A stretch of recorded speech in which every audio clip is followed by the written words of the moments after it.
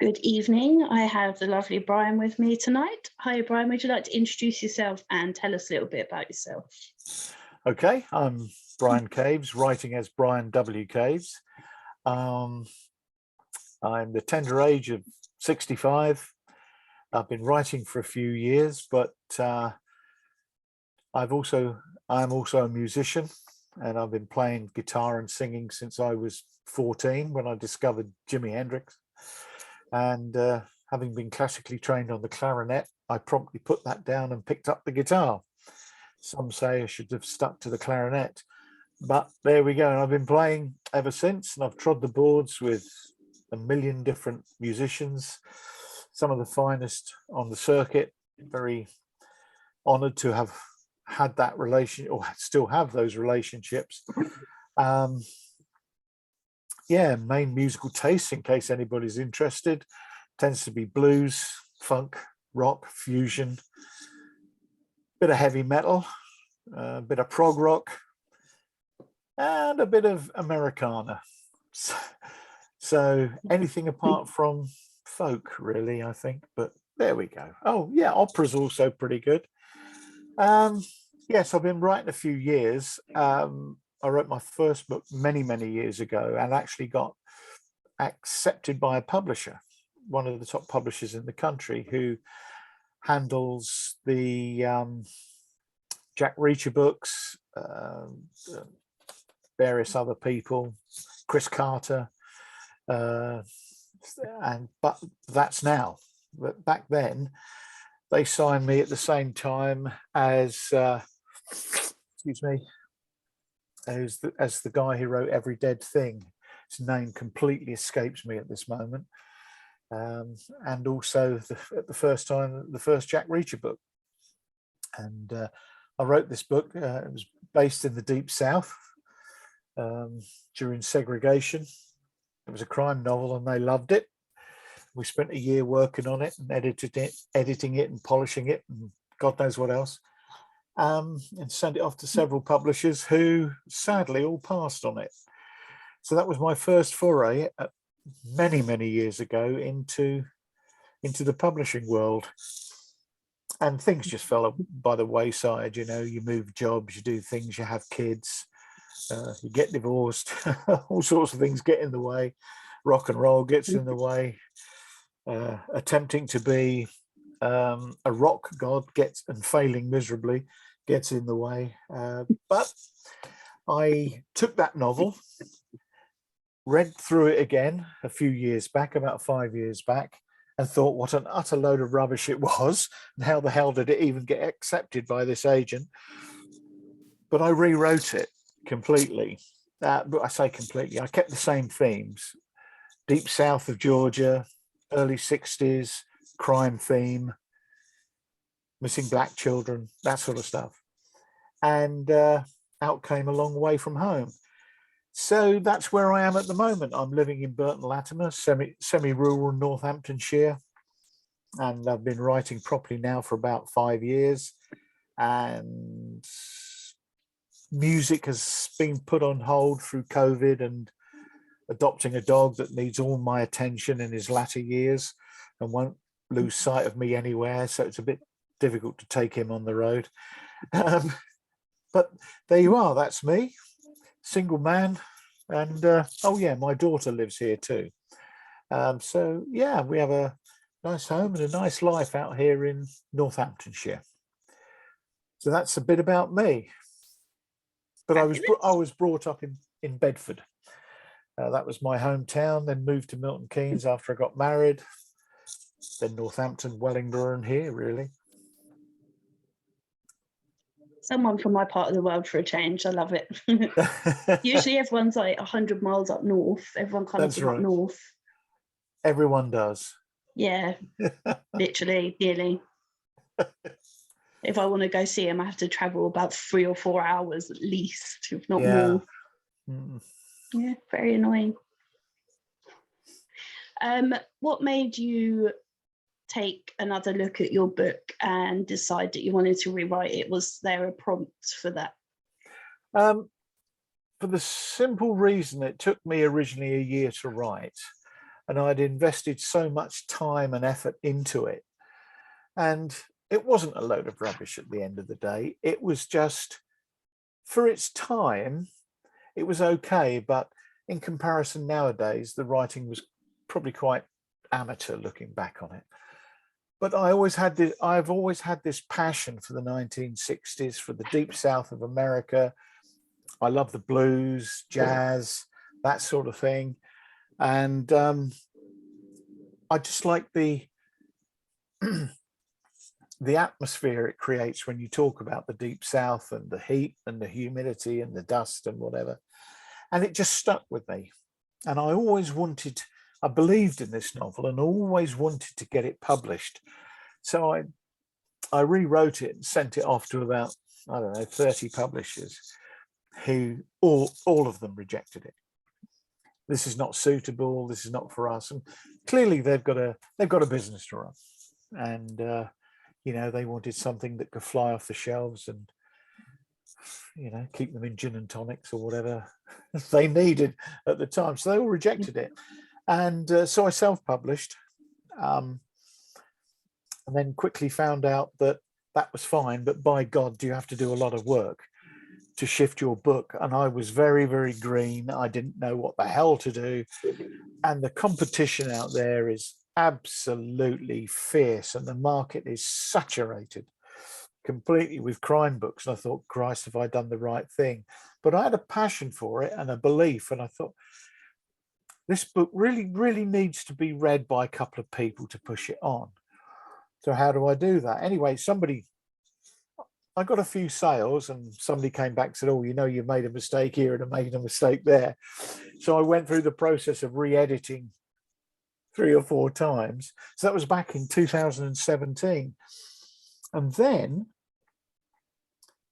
I just absolutely believed in it. And then I joined the UK CBC, Crime Book Club. And a couple of people there, the administrators, Samantha Brownlee, Kath Middleton, Lucy Sampson, they read the book, hit it with 5-star reviews straight away, told me that it needed a bit more editing. There's still some mistakes. After a while, you get word blind, you really do. So I did that, and other people picked up on it. But, 2 or 3 dozen sales, it's not where I saw it going. And I thought, well, surely there's a publisher out there somewhere. And eventually, I just happened to write to Red Dragon, to dear old Conrad, because I saw him advertising on Facebook, looking for authors. And I said, well, I have other books self-published on Amazon. I said, here are the books. They're this, and this. I didn't send him a synopsis, nothing. And he wrote back and said, we've had a look, really like them. Oh, brilliant. If I send you a contract, would you be happy to sign with us? I said, but yeah. And so I did. And I've been under the wing of the delightful Emma Mitchell, who talks at 1,000 miles an hour, and I can barely understand her over the phone with that very broad accent that she has. But they have done a terrific job on the book with the cover. I think honestly, it looks, when I compare it to the covers I generated, they seem 10-year-old amateur in comparison. And so they've done a fantastic job with this book, A Long Way From Home. Is that an Emmy Ellis cover? It is. How did you guess? I know Emmy's covers. You can tell them a mile off. Yeah. She's amazing. But she made a fantastic job, because that really, the way that's a snowy egret on the front, and that's featured in the book when they go into the swamps, the Okefenokee swamps in southern Georgia. Won't say too much, but the snowy egret has a little part in the story, and under all the brushwood and everything, it's all red, so it looks like it's running with blood. And she's done really, really superb job. But when I saw that come to fruition after all this time, I thought, even if it doesn't sell that many copies, and I really hope it does for Conrad and Emma and the support they've given it so far, I really, really hope it does. But even if it doesn't, I'm proud of the fact that book, somebody's liked it enough to want to publish it, put a new cover on it, give it some backing and spend some money on it. And that I will be eternally grateful, because that's been a sort of pet project of mine, that book, for a long time. Do you want me to talk a little bit about the book, or? Yeah, you go for it. Yeah. Well, as I say, it's basically set in the 1961 in the deep south of Georgia, in a fictitious small town near the Okefenokee Swamp. And it's President Kennedy's first year in office, and this kind of takes place in the aftermath of the Bay of Pigs fiasco. Not that it's linked, but it's just that point in history. And it involves an ex-Chicago homicide cop who lost his wife to a hit and run a few years before. And he has this very good friend, piano player up in Chicago, that comes from down south originally. And his friend dies through a heart attack, and they ship his body home. And he was always a good friend to him, because when he sunk into the black hole of losing his wife in a hit and run, culprit never caught, this friend helped him out, really looked after him. And so this friend's sister, after he got buried back down south, rings Tom Bale, this Chicago cop, and says, I want you to come and find my daughter. She's been missing now, this young black kid of about 12. And so he, no hesitation, drives 1,000 miles south and goes into a land which he's never been into before. And it's the world of beyond from Chicago. This is slow moving. People don't like to talk. Secrets are really, really buried deep. And he sets off to find that black girl. And it takes him into various situations, down, dead ends, and talking to different people, and he makes friends and makes a lot of enemies. He gets beaten up a couple of times, but he gets a good friend in the local prosecutor, and who plays a large part in that story. And he has to go off into the swamp and try and find the girl, and he gets clues along the way. And there's a lot of blackmail. There's a fair bit of murder going on. And there are some really weird and funny characters in it.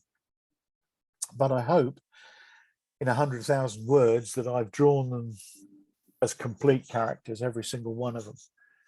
And it's people have said it's a very powerful novel, and really takes you back in time, and you can feel it, and feel the heat and feel the dust and the swamps and everything. And the way that he, being a white man in a segregated environment, he's shunned by a lot of the townsfolk, but he keeps pushing and pushing and pushing, and becoming annoying and making a lot of enemies. And he gets where he needs to be with the help of some friends along the way. And there's a courtroom scene in it, if people like courtroom stuff, which I do. Yeah, quite a powerful novel, I think. And it's had 5-star ratings from everybody who's read it, which is really lovely, including, since Red Dragon have re-released it, it's got a few more local people have bought it and reading it as well, which they hadn't done before. And so there's a re-awareness of the book going on, and plus the fact I keep plugging it. But I've had my telling off from Emma about social media marketing. Hadn't got a clue. So we spent an hour on the phone one day saying, right, the book's been published, it's out there, it's been advertised, you got to do your bit. Get in there, like some people, follow some people, do this, do that, update Instagram, update Twitter, update Facebook, get your face in there as much as you can in the book. So I've repeatedly tried to do that in the last couple of weeks by constantly plaguing Facebook and various other, media platforms with the cover and what it's about. But that's the book, and it's a bit different to your normal crime novel. Yeah, really, mostly, people don't read stuff from the deep south USA, but it's had also some positive results or reviews from people in the US who know, despite the fact I've created a fictitious town and so on and so forth, they know the area, and although I've never been to the States, they say it's pretty accurate, and that's how it was. So I'm glad I've got that atmosphere and that location correct, and so on and so forth. I'm very pleased with it. Really pleased with it. Good. I just need you to read it now. It's my list. And your promos work because I've seen it everywhere. And I apologise for not sharing it. Usually I'm pretty good, especially because I really think a lot of Red Dragon and Conrad and Emma. So yes. I want to support them as well. So yeah, I must have just been tired or something. Busy. Yeah, busy. Yeah. But they've been great. It's an oversight on my part. I apologise. I shall try harder. They have been great because they've taken on A Long Way From Home and any subsequent novels, because I'm currently writing a follow-up featuring the same characters. And they've also taken on 2 of my other novels, which I'm happy to talk about if you are. I will talk about anything. Okay. Well, these are the old covers. I've had to remove them from Amazon because guess what? They're working on new covers and so on and so forth. But I'll show you the old covers. These stories are based on up to date, based in the UK and in Northamptonshire. And they're about a private detective who was an ex-police sergeant whose wife committed suicide after being, well, you can read about it, but he started his own private investigation agency. And the first book was called The Tin Man. And on the front, you can hopefully see a maze. Yeah, that's a crucial part of the story. These are not so long. These are just under 70,000 words, so they're a quicker read than the other one. But yeah, The Tin Man is all about this professional model who goes to seek out the character, the main private investigator called Simeon Kane. She goes to seek him out. She wants him to dive into what she considers is a murder with a much deeper secret behind it than the police have given it for, from her father, who the police have written off as a violent mugging gone wrong. That was almost a year before. So 9 and 10 months later, she goes to see Simeon Kane and says, look, I don't believe that's all it was. There's something more behind this. I want you to investigate. And of course, he's still got a couple of friends in the police force, one very good friend who's a detective inspector. And although the detective inspector doesn't play a great role in it, he plays a crucial role in it. He's not in every page and things like that, because I wanted to focus on building the character of the private eye. Anyway, let's just say that, yeah, there's murder, and yep, there's a couple more. And it tends to deal with, there's a bit of people trafficking going on in here, a bit of drugs being illegally, well, importation of drugs via clandestine channels. And I don't know what else I can tell you without giving too much away, but Simeon Kane becomes quite a celebrity when he solves the puzzle. And I know authors say this, but you will not see the twist coming in this. I absolutely guarantee it. But it makes perfect sense when it happens. It's one of those, where did that come from? That seems a bit weird. It's not one of those. This is, where did that come from? Oh my God, yes, moments. But awesome. yeah, so Simeon Cain, the Tin Man, and the Tin Man is all about a chap who actually lives in the Duston area of Northampton. This is a real chap. It's the only element of reality in this book. Again, I've created fictitious towns so I can be creative with locations and things like that, and not have everybody write to me and say, that street doesn't exist, you know, and so on and so forth. But the Tin Man, there's a place in Northampton called Duston, and it's near, shall we say, a psychiatric hospital, and, you know, and some of the patients who aren't too seriously ill, they sometimes go out and have a little walk on their own, and they go to the little shop in the little precinct and all that sort of stuff. But there's one guy there who suffers severe learning difficulties, and he's autistic, and or whatever the correct term is. And he goes into the little woodland not far from where this guy was killed. And he sits on a big tree, a massive, massive oak tree that's fallen down from a lightning strike. And he drinks beer and eats chocolate. And there's thousands of beer cans around him, stuffed into the big cracks in the tree and everything. And that is actual, because I've seen them. And he's nicknamed the Tin Man. And when Simeon Cain goes to see him and finds out about him, he approaches him and talks to him, and he gives him a few vital clues that set Simeon Cain on the right path. So I thought I'd call it the Tin Man, so it's a bit different from normal. So that's that one.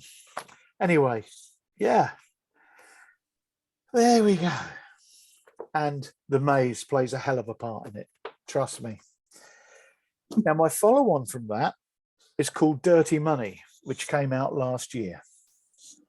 And so that's P.I. Simeon Cain mystery number 2. And in this case, Simeon Cain, he works in this office, and in these suite of offices, there is a solicitor who passes him lots of, you know, go find this person who's inherited this lot of money type of work. And he does in this particular case. But it's a low-life criminal that Simeon Cain used to deal with when he was a copper 10 years before. And he goes off in search of this guy, thinking, Christ almighty, this guy was a druggie. He was always in fights. He always did this, did that. And so he goes off and finds him, because this guy's inherited a lot of money from a guy he never knew about, his paternal grandfather, because he was adopted in an early age and he didn't know this guy.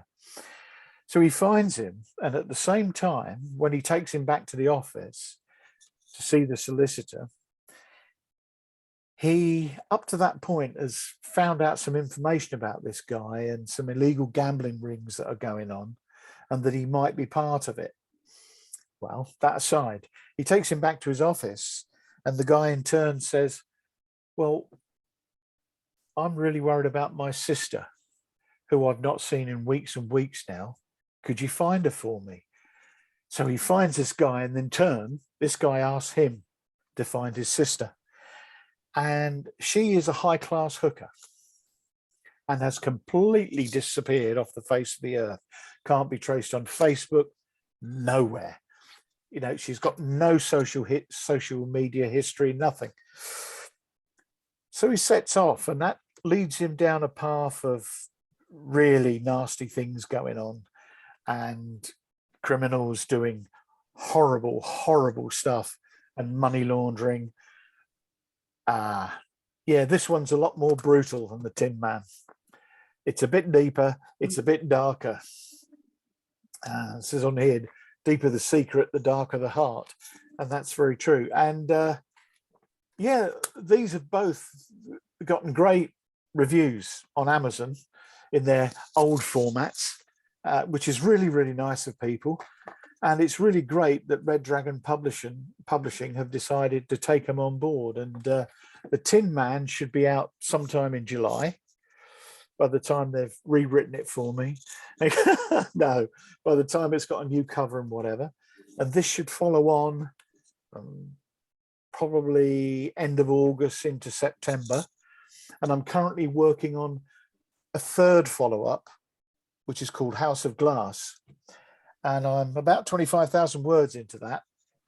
And that's moving along quite nicely. I've just got to fit a few things together and, you know, increase the word count a little bit and make it even more sinister and darker and deeper than the previous two. So they've taken that on as well, which is really lovely. So I'm very, very excited about that. So unfortunately, those two books you can't buy on Amazon at the moment because they've been taken off, quite obviously. A Long Way From Home you can, but if you go down in the woods today, no, seriously, if you search under my name, Brian W. Caves, you will find some novellas and short stories that are still available on Amazon. There's this one called The Burning Man, which is about, it's 110 pages. And it's about two friends in the Deep South who get mixed up with the mob and their drug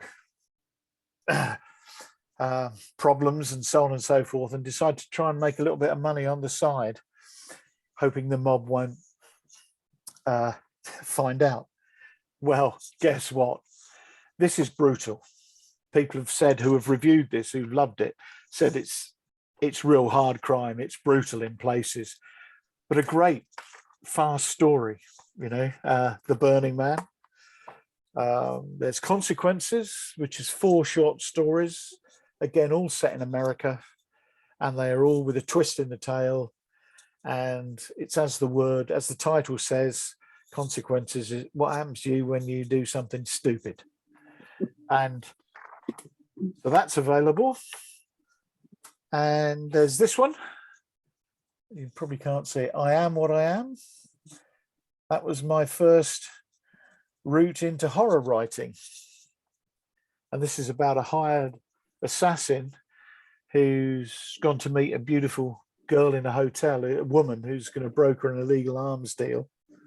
He's been hired to kill her. But as it says on the back, it says 2 nights in a luxury hotel with her and everything changes. Falling in love means starting a new life, which is far more terrifying and beautiful than anything the assassin could have ever imagined. It's about vampires. Awesome. Yeah, so if you like about vampires, that's a good one. And again, this pulls no punches. It's very, very brutal in places, and it's not a YA book. This is an 18+ book. But it has some very strong political and religious views in it, which might put some people off. But what I was trying to create with this is the main character in this, the assassin, before he gets converted, is try and create what would go through his mind once he found out what life was truly like as a vampire. So his political and religious views are probably somewhat a bit strong and not necessarily in the right flavor. But if anybody wants to read it, I Am What I Am. And I've written another horror book with 3 short stories in it called At the End, a copy of which I don't seem to have for some reason. I always wanted to write a haunted house mystery, so that's in there. Always wanted to write someone getting stuck deep in the forest and there's monsters, so that's in there. And I've always wanted to write something about the reality between mental illness and horror, and how sometimes in someone's mind the two just mesh together like that through paranoia, psychosis, or whatever. And I've got quite a bit of experience with that stuff, mainly through my daughter, who has type 1 bipolar, bless her, which is managed well with medication, but she is a absolute knowledge book on this stuff. and I've had to live with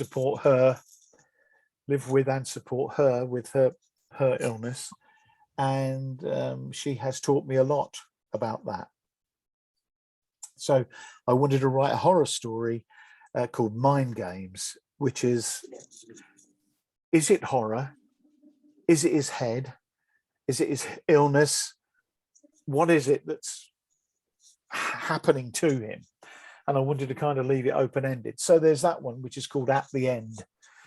So that's kind of me, but I'm kind of writing ideas all the time, really. And as I say, working on a follow-up to my Simeon Cain novels and a follow-up to A Long Way From Home. Yeah. And holding down a daytime job. busy. Always difficult. When writing your books, what's the most interesting thing you found doing research, or what's the biggest research hole you've fallen down? Biggest research hole? Rabbit hole, yeah. Big rabbit hole. In a good way or a bad way? It's up to you. Okay. I ask the question, you answer it.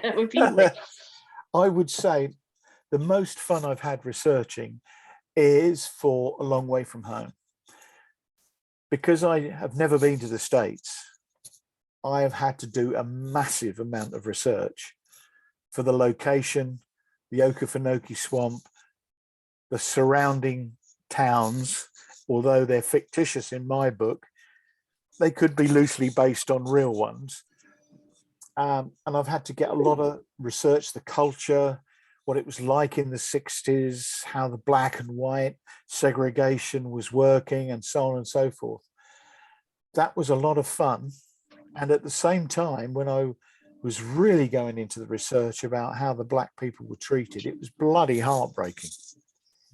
It really, really was. I mean, Georgia had a dreadful reputation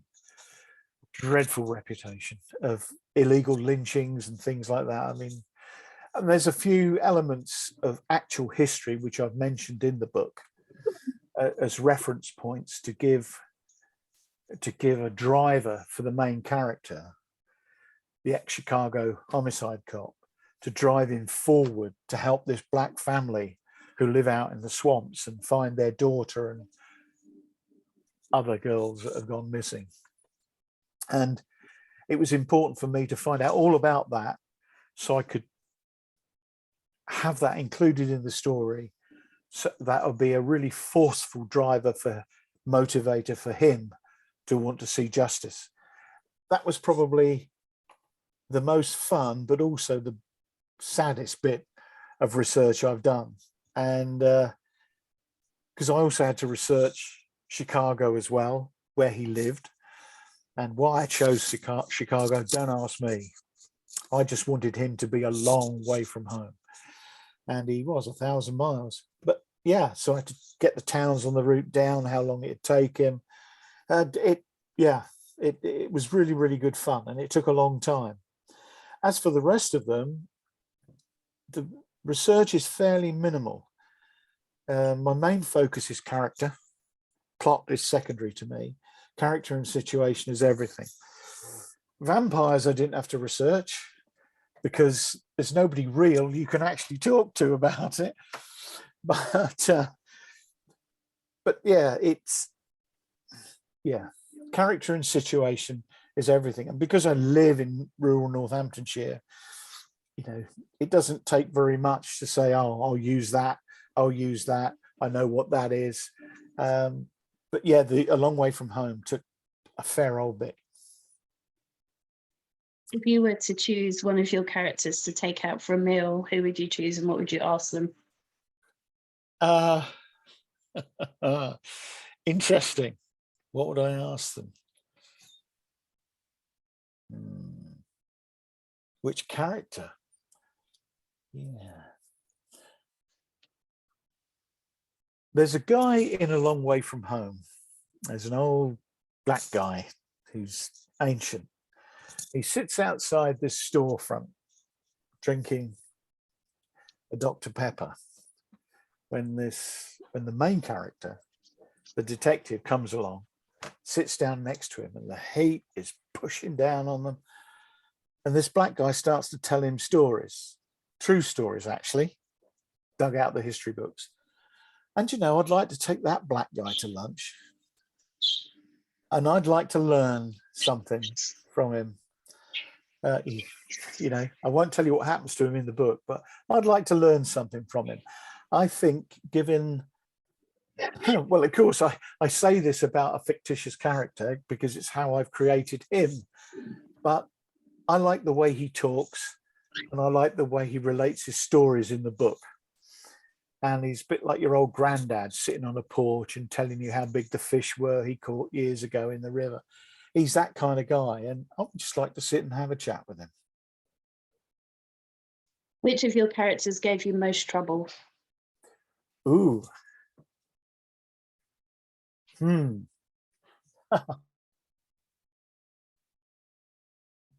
Yeah, that's interesting.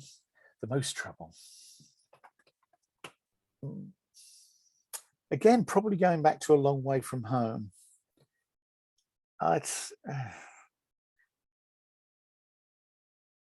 There's a character in it called Donald Duck Averley, who was shot in the backside in the Korean War, and he walks like a duck. He waddles because of the scar tissue and the pain and everything. But he's off his face on booze most of the time, and he sits there with an old rifle. Sits there on his deck chair in his front garden, which is just run to riot with weeds. There's barbed wire fencing all over the place, and he's just, and he occasionally displays his genitalia to anybody who walks past, and the kids run past, making quacking noises and things. He was difficult because I had to get some background for the Korean War, and I had to get the right gauge and type of. What the hell was that? My mum's working in the kitchen. Oh, right. You know, I had to get the right rifle, the carbine, the bore measurement, that sort of stuff. But he was difficult because I wanted to make a character that was a bit the local crazy guy. Yeah. He is it, but he really does impart some sensible information underneath all his crazy ramblings when he's talking to this detective. He was actually quite difficult to write. He really was difficult to write and pin down until I was very, very happy with him. And although he doesn't feature greatly in the book, he was a challenge. He was indeed. So the book has everything. Humor, you know, nudity. There's even a bit of romance in it. If you were to be a fictional killer in a book, how would you kill your victims? Oh, fictional killer. Well, firstly, they would have to deserve it. There's no question about it. And depending on what they've done, I think I could happily torture somebody in the meanest and most horrible way, especially if they hurt an animal. They can do anything to anybody else. I don't give a toss. To an animal, no. I would make it very, very slow, and I would use whatever came to hand. Or I'd become a vampire and do it that way.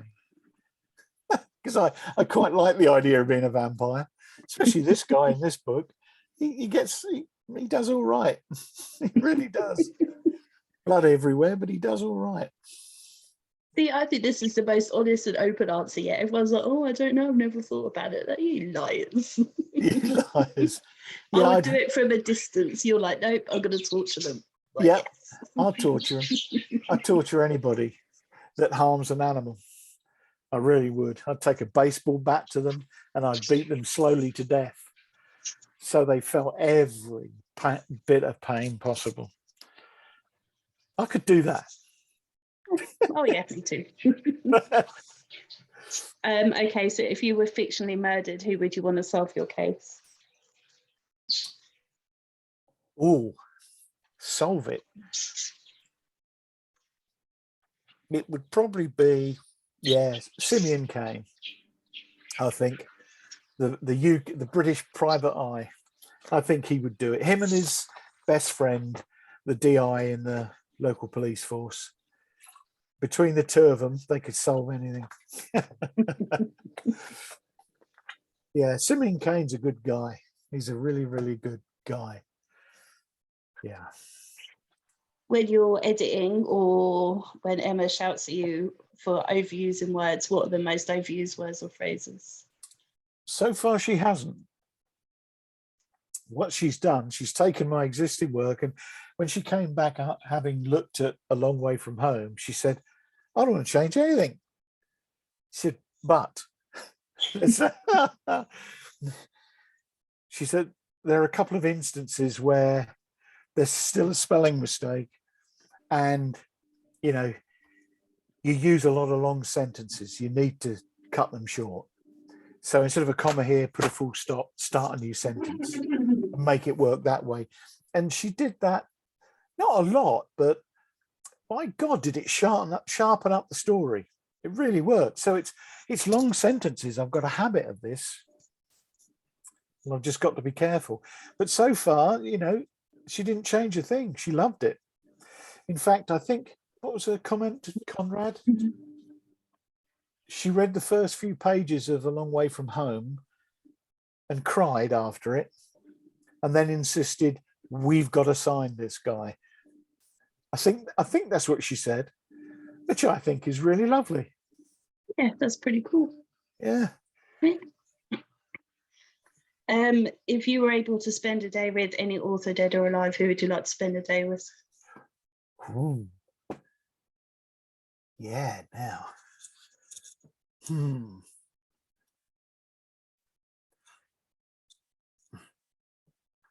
Several come to mind, but I would like, I'm going to hark back to noir crime from the US, the Chandlers, the Ross McDonalds of this world and whatever. But my favorite out of all of them is James M. Cain, who wrote This Postman Always Rings Twice, Mildred Pierce, Double Indemnity, and so on and so forth. I'd like to know how he can cram 3D characters, a complete story. I mean, a complete story in 120 pages. Because that takes quite a bit to do. Because in a lot of books, you get a lot of fluff and embellishments. I'm sure you've read yourself, good books, bad books, indifferent books. You think to yourself, well, Christ almighty, you could have cut 100 pages out of that and it would still be a fantastic story. Because there's a lot of padding sometimes, I think. But he, to me, was just the absolute master of the novella and creating a brilliant, full and complete story with complete characters. I just love him, and I'd love to tap into his mind and find out just how the hell he did it. Because although I write novellas, and I think I've created complete stories, they're just nothing like his. Nothing like his at all. So that would be my choice, either him or Stephen King. I'm a big Stephen King fan, so yeah. You like Stephen King? Oh, yeah. Yeah. Yeah. I saw him at Bloody Scotland last year. I say saw him. He was on the screen, but it was awesome. Yeah. I love Stephen King. Yeah. I've watched loads of YouTube videos on him, and it always cracks me up with some of the things he says is, like plot, why spoil a good story with plot and things like that. Characterization, situation, or everything. He just hits all the right buttons with me. He's written some howlers, in my opinion, but he's written some damn fantastic stories. one of my favorite is Salem's Lot. I think Salem's Lot. I just love that. It to date is the only book I can think of that's actually scared me, because normally I don't feel much emotion when I read books or watch films, but that book and the creaky film that was made. Have you ever seen it, Salem's Lot? The mini series or the film? Yeah, it stars David Soul. Have you read the book Salem's Lot about the vampires? I think so. Yeah, one of his early books after Carrie. It's David Soul was in. He from Starsky and Hutch fame was in the series film, and he does really well. And he's creepy as hell. Creepy as hell. Forget all the modern movies, all their CGI and the blood and everything. This is real dark, murky, creepy stuff that makes you jump. Still the scariest movie I've ever seen, and I've seen a lot. Yeah. Awesome. Yeah, one of my favorite Stephen King books is 11/22/63. Was that him or Joe Hill, his son? That was him. That was him. 11/22/63, about John F. Kennedy. Yeah. And then the book that makes me sob every time is The Green Mile by Miles. Oh yeah. Yeah. It's a fabulous story. Yeah, brilliant. And brilliantly made into a film as well. I think one of the best. It was indeed. Yeah, they're like some of his books. Some of the films that have been made from his books are howlers, but on the complete off the end of the scale in the other direction, Shawshank Redemption, Green Mile, and those. Oh, astonishing films, really are. Yeah. Yeah, I saw him at Bloody Scotland last year, and he was talking to Linwood Barclay. Linwood Barclay, yeah, I have all of his too.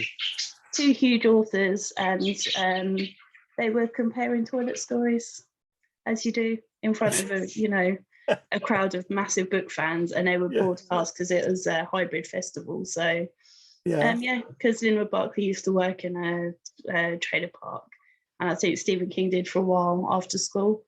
Oh, right. Or something. So yeah, it was very amusing. I can imagine. I can imagine. Bloody hell. Yeah, I'd love to actually be an observer in the audience to one of his chats, as opposed to looking at it through YouTube. But there we go. Yeah, it was. Yeah, it sold it for me to go all the way. Obviously, where I live, so Scotland was quite a trek. Quite a trek. Yeah. Like took most of the day on the train to get up there. It was so worth it. Yeah, I can imagine. Yeah. Will you be seen at any of the festivals this summer? Well, again, you're talking to somebody who hasn't got a clue what they're doing, what he should be doing if he does go. I don't know whether I should go just as an observer to look around and say hi to people, or whether I should go there to try and tout my books. I don't know. I really don't know. I've not even thought about it. So maybe some good advice from someone would be useful, but they would have to allow me to bring my dog, because he will not let me out of his sight, because he let's just put it this way, it's to hear a dog crying is one of the saddest sounds on this planet, and he cries and wails if I'm not around. So it makes life very difficult, but it's worth it to look after him. Yeah. So you could go to Harrogate, because that's the biggest one by miles. Right. And for a day, and they have an outside beer tent where everyone mixes. So you could meet everybody, and you could still have the dog. And then you could probably try and tout your books, and they're just authors everywhere. It's insane. Amazing. All right. Okay. When's Harrogate again? End of July, 21st, I think. Yeah, end of July. I can look it up. It's no problem. Yeah, I'm going to most of them, so they all get confused for me. Okay. Yeah. So the trick is go there and introduce yourself and talk about your books, but don't take thousands of copies with you, because nobody. Well, you wouldn't be able to anyway, because it'd just get our make. Yeah. But yeah, there's some big names. Who's going this year? There's lots of female American authors, like I think Tess Gerritsen and Kathy Wrights, I think, are both going this year. Okay. And obviously, Ian Rankin will be there. Yes, And Mark Billingham and all the Mike Craven. Mike Craven, yeah. Mike Craven gets everywhere. Imran Mahmood, Abir Mukherjee, and authors like that. There's loads and loads. And randomly, Reverend Richard Coles and Frankie Boyle. Oh, yes, because Richard Coles has just released a book, hasn't he? Or some time ago? He's going to be on the same panel as Graham Bartlett. Oh, okay. Right. Yeah. Excellent. So, yeah, Harrogate's awesome. I'll just shout about Harrogate all the time because I loved it. I only went for the first time last year, and no one knows what they're doing except for Ian Rankin and Mark Billingham that go all the time. Everyone else is just wandering around doing kind of a days, and then they get drunk as well just to add to the fun. But no, it's great. It's good fun. And then we just go around trying to get selfies with authors while trying to overcome massive shyness. And then the authors are trying to overcome massive shyness because they're used to being locked away in a room on their own writing.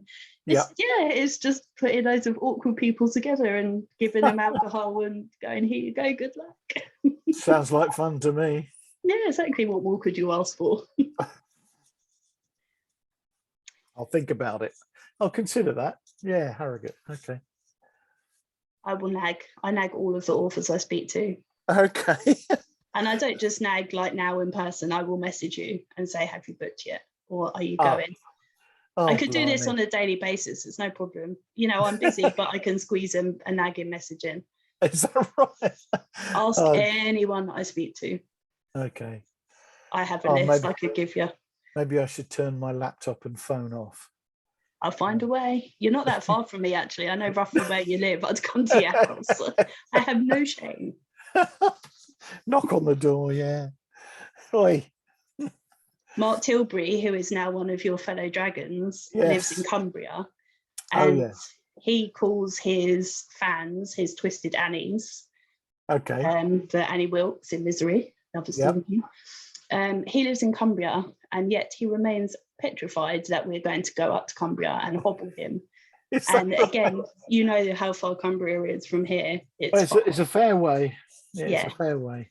And yet, and I'm like, Cumbria's miles away. Like, I can't be asked to come up and hobble you. Just keep writing. Like, just, But I will if I have to, because I have his address. I will come turn up on your doorstep if I have to. It's like, no, it's fine. I'm still writing. I'm writing. It's fine. Oh, bloody hell, Mark. Poor you. There's no escape. But I have the image of his book tattooed on my arm. So that's which book is that? Abattoir of Dreams. Abattoir of Dreams, that's it. Yeah. Which is phenomenal. I still haven't read it. See, if I read your book, you have to read Abattoir. Oh, I will, definitely. You have to. I'm telling you now that you just. Okay. Right, I'll make a note of that. Do not upset Donna. No. Yeah, I will nag for that as well. Okay. I'll send you one message in the morning saying, are you going to Harrogate? And then one in the evening saying, have you read Abattoir yet? Oh, every day. My life has changed. Day. My life has changed immeasurably in the space of 30 seconds. Yeah, well, it's your own fault. You asked me for this. I didn't ask you. You've only put yourself. Yeah. Oh, God. I can even get Conrad. Me and Conrad are good friends as well, so I can even get him and Emma. We know each other. Okay, all right. Yeah. But thankfully, they live quite a ways away, don't they? So I've got time to run away. You've got time to run away. It takes Buddy an hour to get between two junctions of the M1 from where you live. So this is true. Yeah, so you're fine. And I do actually have stuff to do occasionally. Okay. You stick with it. I can still nag by message though. That's fine. Always find time for that. I will look forward to them. If you're able to travel to any period of time, either forwards or backwards, where would you go?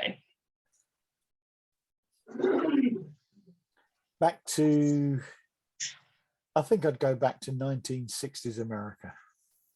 That's what I'd do. With all the great cars and, you know, the juke joints and the ice cream parlors and so on and so forth. And I'd also like to go back to that time, to the old juke joints in the Deep South, and listen to some of the old blues musicians play and the old bands and things like that. That's what I'd do. I'd like to go back to the 60s. I know it's a terrible time in America's history for racism and things like that, but and tell you the truth, not much has changed since. But I would like to go back to that time. I really would. I love the 60s.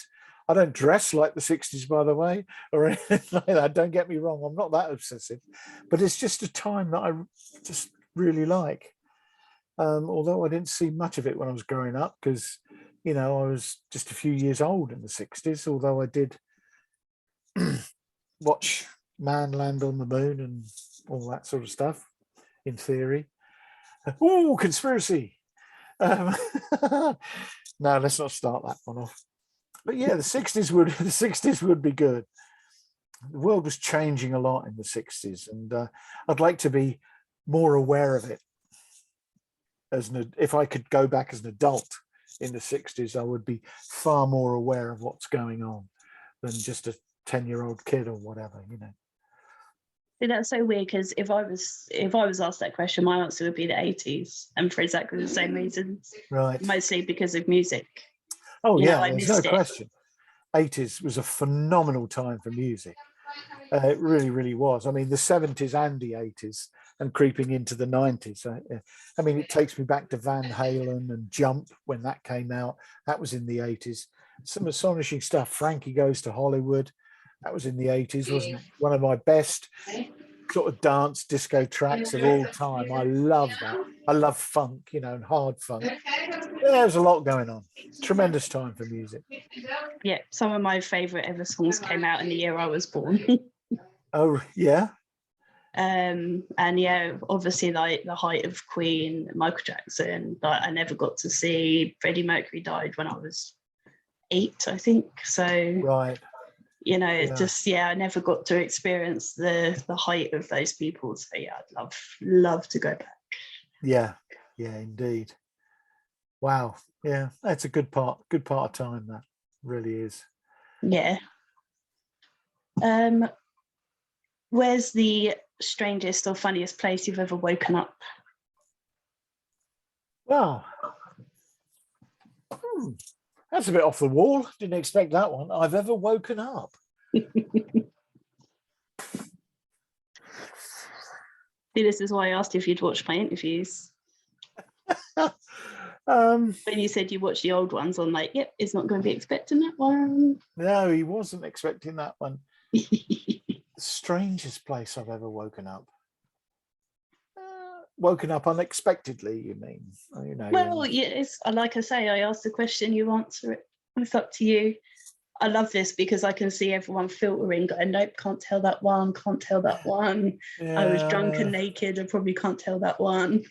Well, there have been a few instances. Years ago, myself and my wife at the time, one of her uncles had a yacht, and it was moored down off West Mercia, and we were on it for a week. He wasn't there. Not that we were allowed to take it out to sea, we were not, but we could go on the yacht, drink all the booze on there, do what you like. And one morning, after a particularly heavy night, I woke up and I really had no recollection of why I was there. And it felt absolutely weird. It really did. And I thought, what am I doing with this? I must have had a lot to drink. And that was our first night there. And I couldn't understand why I was there. that was weird. But there's not much of a story around that, but it felt weird at the time. I've woken up in someone's hallway in their house in the past, wondering how the hell did I get here? Because I'd been to a party, but it wasn't at that house. And I've woken up in a hotel room once, having had, it was a Christmas party, and a company I worked for at the time, we had our party in this hotel along with a few other.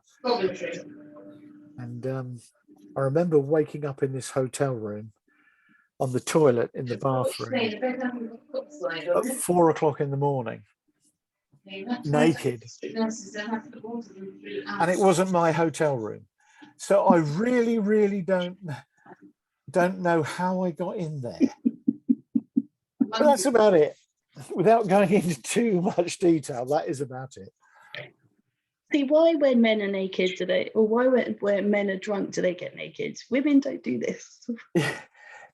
It's an odd one, I'll grant you, but it's something in our DNA. It really is.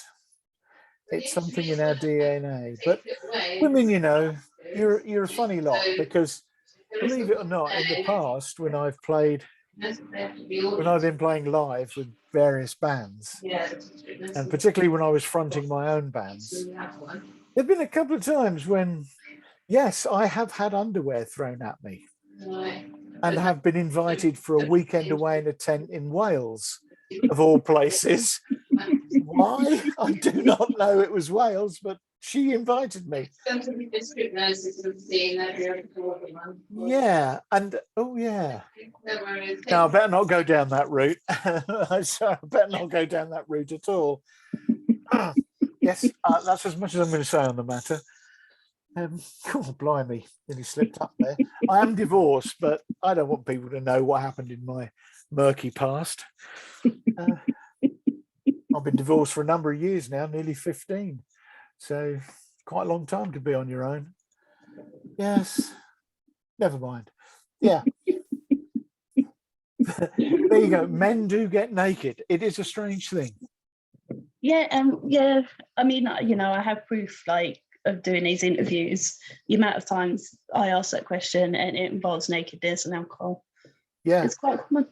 It is. I guess it is. Yeah. Well, yeah, but somebody else's bedroom in a hotel, and I'm thinking, in a piss state, thinking, this is not my room. What am I doing in here? And nobody else being in the room either. That's the crazy thing. How did I get in there? No idea. No idea at all. But somebody must have let me in. Yeah, and left you there, which is Yeah. weird. Yeah. Very strange. And to this day, I still don't know. Although the guy I was supposed to share the room with, one of my colleagues, because there was 10 of us in this company, and we all had double rooms and single beds. And my colleague Chris said to me later on that morning, "Where the hell did you get to?" I don't know. I have no idea, mate. He said, "I last saw you walking towards the lift." Okay, I don't even remember that. Oh dear.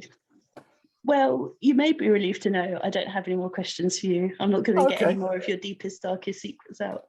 Okay, that's no problem. This time. In July, when you come back for your next book, then I'll get some more out of you. Okay. Yeah, that'll be a pleasure. Look forward to it. And the re-release of The Tin Man and Dirty Money with new covers and things like that. Yes, I should look forward to seeing those and reading them. They sound awesome. And hopefully by then I would have read your book and you would have read Abattoir. And we'll be talking about going to Harrogate. All those things and more. Exactly. See, sorted. I haven't forgotten already. You've forgotten, I haven't forgotten. Are already on my to-do list. Yes. So show off your book again and tell everyone where they can find out more about you if they would like to, and where they can get your book from. Right. A Long Way From Home. On Amazon, Red Dragon Publishing. What else do you need from me? Where people can find you, where they can stalk you properly. Oh, well, I mean... Or they can message you if they like your book, I guess, is the normal answer to that. Well, I have an author page on Amazon. I have Facebook at Brian_Caves, I think it is. I'll just check. No, it's at BW Caves.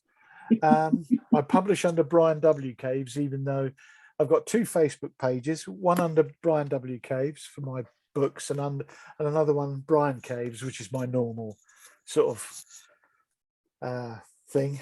And people can message me. I'm on Instagram. I'm recently on Instagram. Thank you, Emma, for nagging me. And on Twitter as well. And I'm also a member of the UK CBC Book Club. So, that has 21,000 members. That's a lot of whom I'm sure come to your Facebook page and chat and all that sort of stuff. So, A Long Way From Home, story about the Deep South, murders, intrigue, blackmail, deep secrets, courtroom scene, a touch of romance, a little bit of voodoo. Forgot to mention that. Jazz and blues thrown in for good measure in the swamps of Southern America. Cracking read, I think. I give it 5 stars personally. But you're very modest, so it's all good. I'm very modest, yeah. Well, thank you very much. This has been a pleasure. Yeah, it's been a lot of fun, Donna. Thank you so much for your time.